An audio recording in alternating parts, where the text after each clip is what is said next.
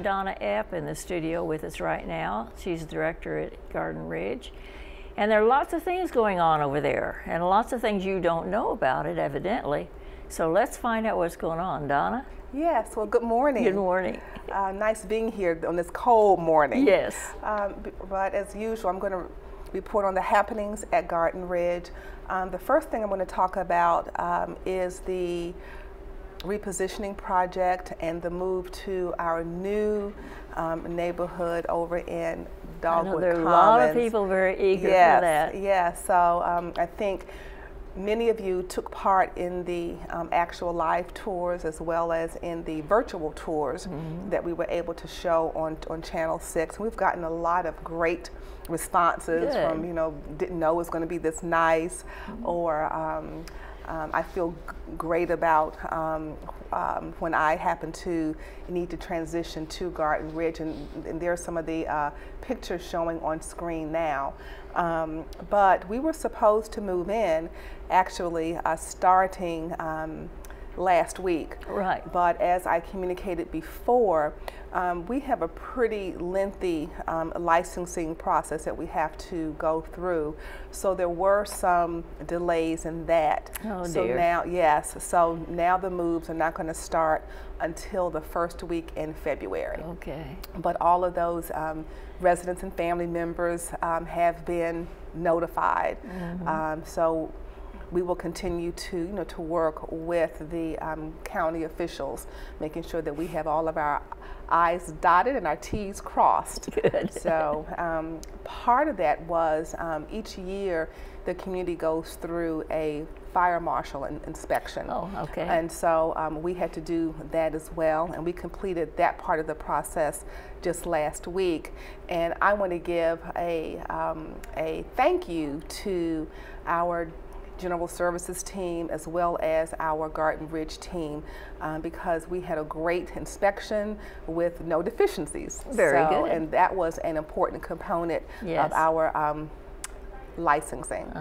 So we're all excited, and we're still making preparations each and every day, because just because the moves were delayed, there's still some additional work that we can do, and we had to actually delay some of the staff training and some of the mock meal service that we were going to do over there, because it's definitely an all hands on deck proposition when we talk about moving residents.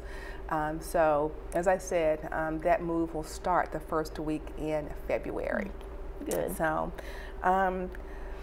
one of the things I also want to start sharing on my segment each month are some Garden Ridge Mythbusters.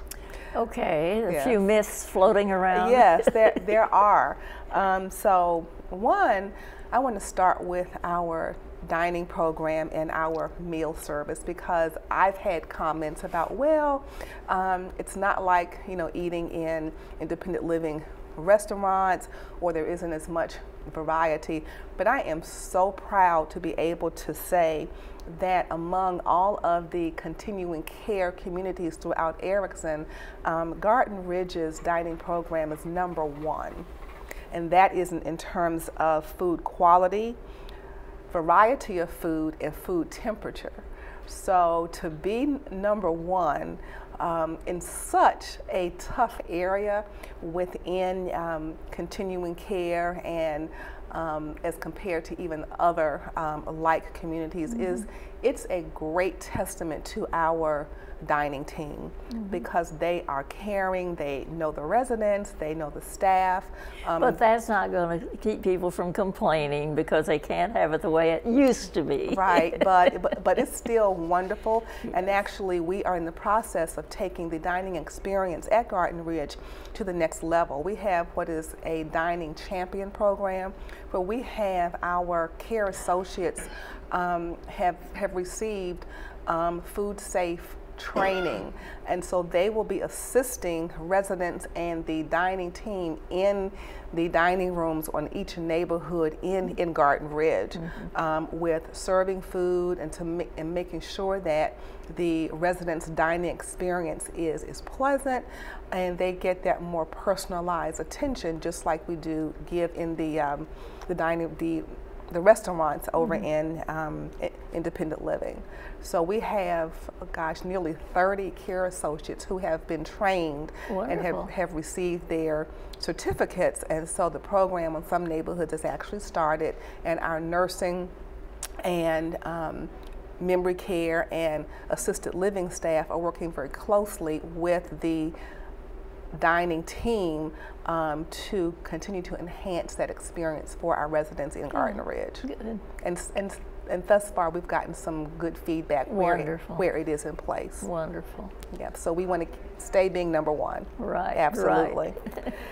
Then another myth buster is that there aren't enough activities in Garden Ridge, or they just play bingo. And that's not the case as well.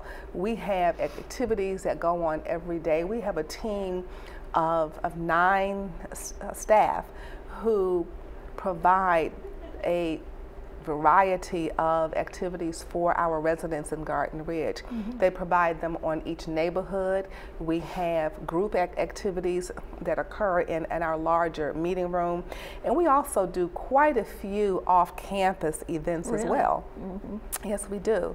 So one of the events that got the biggest buzz recently, our programming team took a group of ladies to the Ritz-Carlton for an afternoon tea. How wonderful. And they had gloves and hats, and the response that we got from family members as well as from other people and the staff and other guests at the Ritz-Carlton was just overwhelming.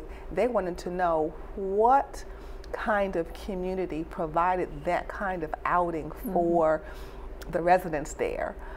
So not only was it a great experience for our residents, but it really showed other people just what we at Green Spring are all about. Right. We also had our annual Winterfest, kind of Christmas or holiday extravaganza, and we had a lot of family members come to that. We have a lot of residents who live over in independent living who come, and it was just a wonderful affair, and we practically didn't have enough space to host all of the people and the activities. Another great holiday event, we actually took a bus over to Bull Run Park over in Manassas to participate in that wonderful Festival of Lights program that they have every year, and then they actually went to dinner afterwards. And we always have wonderful things going on. I think people have heard of the crab feast that takes place every year, and that involves not just Garden Ridge staff, but volunteers from our wonderful ambassadors groups, as well as other independent living volunteers. So we always have something going on over in Garden Ridge. Okay, beside these sort of annual events, what kind of daily activities do they have? Well, we have programming staff who provide activities on each neighborhood. For example, we'll have a staff who are on the memory care units, and they do activities and programs that are geared toward the needs of the residents on the memory care units. And that staff receive, special training and coaching in terms of what activities are best suited for the residents in memory care. We have dancing, and we have cocktail hours.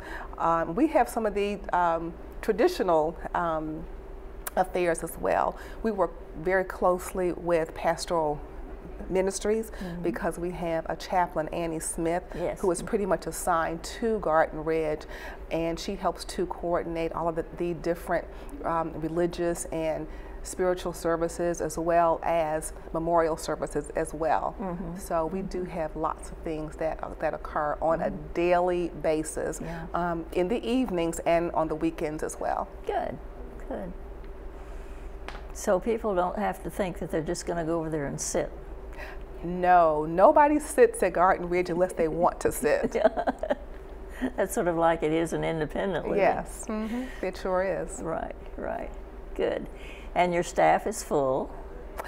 Yeah, well, we do have a few vacancies open. We are still looking for a permanent director of nursing, and we do have a few vacancies, mostly part-time vacancies, but almost all of our full-time positions are filled.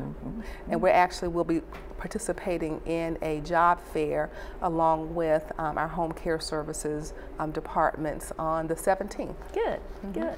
So if anybody has a friend or a relative who's looking for a job? Absolutely. We are looking for care associates, preferably certified medication aides or assistants to work in our assisted living and memory care neighborhoods. Yes, we are. So if you know anyone, please have them apply, contact Human Resources so that we can go through that process. We're also certified to offer our own certified medication aid program, and we currently have a class going of about 9 of our current staff as well. So I had another question, if I can remember what it was.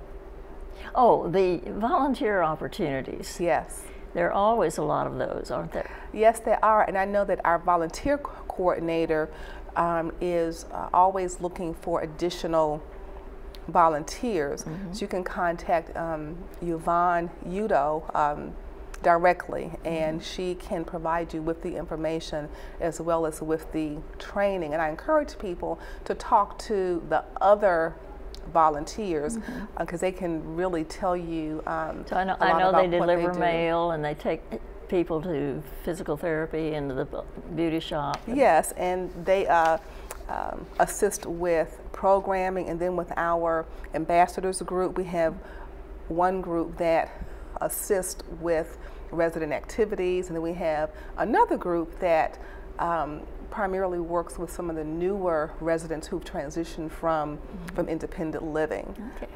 But we do have just a wide array of volunteers from our independent living community. That's great. And it's great working with them. Okay, thanks for all that information. And if you're looking for something a little different to do, you might contact Yvonne. Her number's in the book, and find out what's going on over there.